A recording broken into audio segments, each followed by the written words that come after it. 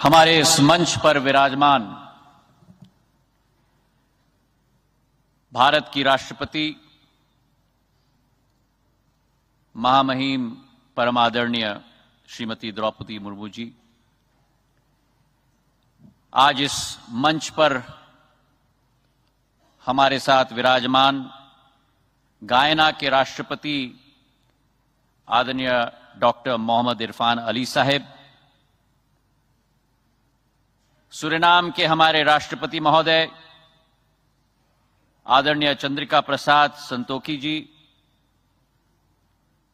हमारे मध्य प्रदेश के राज्यपाल आदरणीय मंगू भाई पटेल साहब, मध्य प्रदेश के यशस्वी मुख्यमंत्री आदरणीय शिवराज सिंह चौहान जी, देश के यशस्वी विदेश मंत्री आदरणीय जयशंकर साहेब जी, विदेश राज्य मंत्री आदरणीय मुरलीधरन साहेब, और हमारे सामने बैठे हुए भारत के अंतर्राष्ट्रीय जगत में चमकते हुए हमारे सभी नवरत्न, हमारे प्रवासी भारतीयों को मैं झुककर प्रणाम करता हूं। आज इस मंच पर हम भारत के राष्ट्रपति महोदया, गायना के राष्ट्रपति महोदया, सूरीनाम के राष्ट्रपति महोदय और आप सबका मध्य प्रदेश के मां अहिल्याबाई की नगरी में जो इतिहास, परंपरा, संस्कृति, अध्यात्म और आधुनिकता सभी का एक संगम है, इस इंदौर में आपका तहे दिल से हम स्वागत करते हैं। और हमें विश्वास है कि पिछले 2 दिनों में इस अतुल्य संगम का एहसास आपको जरूर हुआ होगा। एक लोकतंत्र में असली ताकत लोक माने जनता होती है, और वैसे ही किसी भी व्यक्ति की पहचान उसकी माटी और उसके देश से सदैव होती है। भारत के संदर्भ में एक पुरानी कहावत है, there is an age old adage that you can take an Indian out of India, but you can never take India out of any Indian. और भारत का कोई भी सपूत, कोई भी पुत्र पुत्री विश्व के किसी भी कोने में रहे हों, वो भारत का सपूत, पुत्र पुत्री कभी भी भारतीयता से जुदा नहीं हो सकता। और इसी सोच और विचार को भांपकर भारत के इतिहास में पहली बार भारत के पूर्व प्रधानमंत्री अटल बिहारी वाजपेयी जी ने 2002 में प्रवासी भारतीय दिवस की शुरुआत की थी। और उस समय से जब प्रवासी भारतीयों का एक अहम भूमिका रही, 1998 में जब भारत ने पहली बार पोखरण में परमाणु ब्लास्ट किए थे, और उस समय में जो अनेक देशों ने भारत के विरुद्ध सैंक्शन किए थे, अगर विश्व स्तर पर वो रुख बदलने का कार्य किसी ने किया था भारत के प्रति, तो हमारे प्रवासी भारतीयों ने जगह जगह में, देश देश में किया था। और आज 21 साल बाद मेरे भाइयों और बहनों, जब 17वीं प्रवासी भारतीय दिवस हम मनाने जा रहे हैं, ये केवल एक तारीख तक सीमित नहीं है। It is not limited to an event, it is not limited to a date, लेकिन 2014 से जब से प्रधानमंत्री नरेंद्र मोदी जी ने कार्यभार संभाला है, इसी संबंध को एक वैश्विक और एक नई सोच और विचारधारा और एक नई रिश्ता और एक नई रूप देने के लिए संकलित रूप से उन्होंने कार्य किया है। और एक सेतु का स्थान हमारे प्रवासी भारतीयों को सशक्त करने के लिए उनकी अहमियत और उनकी कोशिश और उनकी पूर्ण कोशिश रही। और इसके आधार पर जब हम आज देखें कि भारत का छाप हमारे प्रवासी भारतीयों ने कहां नहीं छोड़ा है, चाहे हम कोई मल्टीनेशनल कॉरपोरेशन देखें, चाहे हम देश के नेतृत्व करने वाले लोगों को देखें, चाहे हम विशेषज्ञों को देखें, चाहे हम एक एक सेक्टर में डॉक्टर्स इंजीनियर्स को देखें, चाहे यूके के प्रधानमंत्री ऋषि सुनक जी हों, चाहे हमारे माइक्रोसॉफ्ट के सीईओ सत्य नडेला हों, चाहे गूगल के सीईओ सुंदर पिचाई हों, चाहे आयरलैंड के राष्ट्रपति लियो वार्डकार जी हों, यह अतिशयोक्ति नहीं होगी अगर हम कहें कि भारत और भारतीयों को उभारने का काम प्रवासी भारतीयों ने किया है, और अकेले नहीं, अपने साथ पूरे विश्व को उठाने का कार्य भी हमारे प्रवासी भारतीयों ने किया। और इसलिए मैं मानता हूं कि भारत की जनसंख्या केवल 135 करोड़ तक सीमित नहीं है। भारत की जनसंख्या 138 करोड़ है, जिसमें 3 करोड़ हमारे प्रवासी भारतीयों की जनसंख्या है।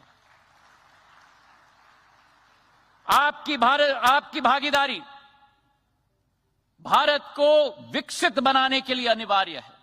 आपकी भागीदारी और आपकी साझेदारी भारत को आत्मनिर्भर बनाने के लिए अनिवार्य है। और इसी दृश्य के पीछे एक शिल्पकार अगर रहा है इस देश में, तो प्रधानमंत्री नरेंद्र मोदी जी हैं, जिन्होंने अपनी सोच और विचारधारा के साथ और विदेश नीति जयशंकर जी के साथ सारे देशों के साथ कूटनीतिक संबंधों के साथ बनाकर हमारे प्रवासी भारतीयों को एक नया सम्मान का स्थान बनाने का संकल्प लिया है।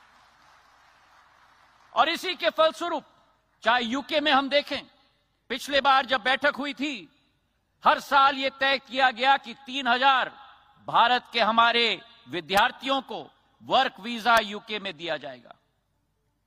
जब पहले बार कोविड आया, वैश्विक महामारी आई, प्रधानमंत्री नरेंद्र मोदी जी ने खाड़ी देशों के सभी राष्ट्रपति या प्रधानमंत्रियों को फोन करके हमारे सारे प्रवासी भारतीयों को उस क्षेत्र में उनका हालत और उनकी स्वास्थ्य सुविधा सुनिश्चित करवाई। और अभी जब यूक्रेन और रूस के बीच में लड़ाई हुई, प्रधानमंत्री ने ऑपरेशन गंगा के आधार पर 23,000 प्रवासी हमारे स्टूडेंट्स को वापस घर लाने की पहल लगाकर उनको संगठित और सुरक्षित रूप से घर लाने का कार्य किया। तो इसलिए मेरे भाई और बहनों, हमारे प्रवासी भारतीयों का सुरक्षा, उनकी सहूलियत और उनकी समृद्धि, ये 3 पॉइंटेड कार्यक्रम प्रधानमंत्री नरेंद्र मोदी जी की है। भले हमारे प्रवासी भाई और बहन देश में न रह रहे हों, लेकिन प्रधानमंत्री नरेंद्र मोदी जी की और उनकी सरकार के दिल में सदैव रहते हैं, ये विश्वास आपको हम दिलाना चाहते हैं। सदैव हमारे प्रवासी भारतीयों ने भारत का सहयोग किया है, भारत के विकास में सहयोग दिया है। 1991 में जब इकोनॉमिक क्राइसिस पूरे विश्व में आई थी, उस समय जो रेमिटेंस देश में एक एक प्रवासी भारतीय ने भेजा था, आज हमारे जीडीपी का भाग का 3.5% हो चुका है। और मैं विटनेस हूं कि जब प्रधानमंत्री जी ने हम लोगों को भेजा था यूक्रेन और रूस से हमारे विद्यार्थियों को सुरक्षित वापस लाने के लिए, हमारे एक एक प्रवासी भारतीय ने, मुझे रोमानिया भेजा गया था, वहां बैठकर न दिन देखा न रात देखा, सेवा भाव के आधार पर कोई गाड़ी चला रहा है, कोई टेंट लगा रहा है, कोई खाने पका रहा है। हमारे एक एक विद्यार्थी को लाने के लिए दिन रात हमारे प्रवासी भारतीयों ने कार्य किया। तो आज आप सबको मैं प्रणाम करता हूं और आपको मैं सलाम करता हूं। आज के दिवस पर प्रधानमंत्री जी की सोच और विचारधारा है, और विश्व में यह ऐलान हो चुका है कि भारत के बिना विश्व आगे नहीं बढ़ सकता। और विश्व की एकीकरण के लिए प्रधानमंत्री जी की जो सोच और विचारधारा है, जहां एक तरफ international solar alliance, one sun, one world और वन ग्रिड, जिस कार्यक्रम में बोरिस जॉनसन जी तत्कालीन राष्ट्रपति यूके के, उन्होंने कहा था international solar alliance, one sun, one world, one grid and one Modi.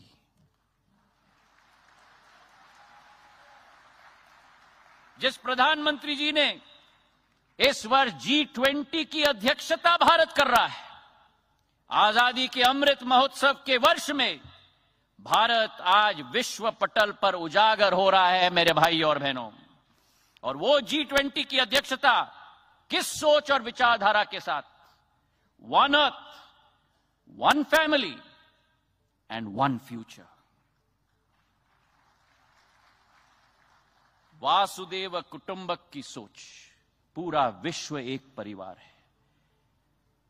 आज आजादी के अमृत महोत्सव के वर्ष में, जो 2013-14 में भारत आर्थिक स्थिति में विश्व में 13 नंबर की शक्ति थी, आज भारत 5वें नंबर की सबसे बड़ी अर्थव्यवस्था विश्व में बन चुकी है प्रधानमंत्री नरेंद्र मोदी जी के नेतृत्व में। और 2030 तक भारत विश्व की तीसरी बड़ी अर्थव्यवस्था बन जाएगी, जर्मनी और जापान से भी आगे निकलकर मेरे भाई और बहनों।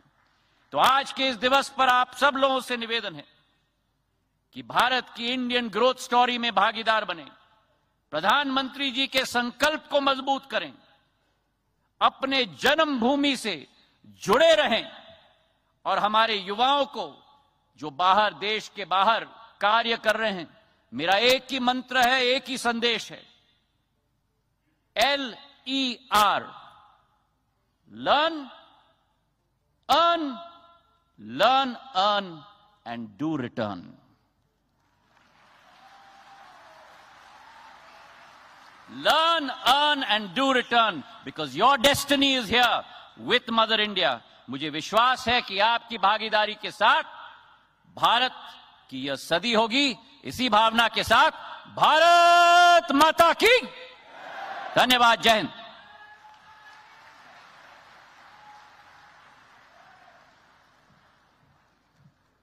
बहुत बहुत धन्यवाद माननीय आपका।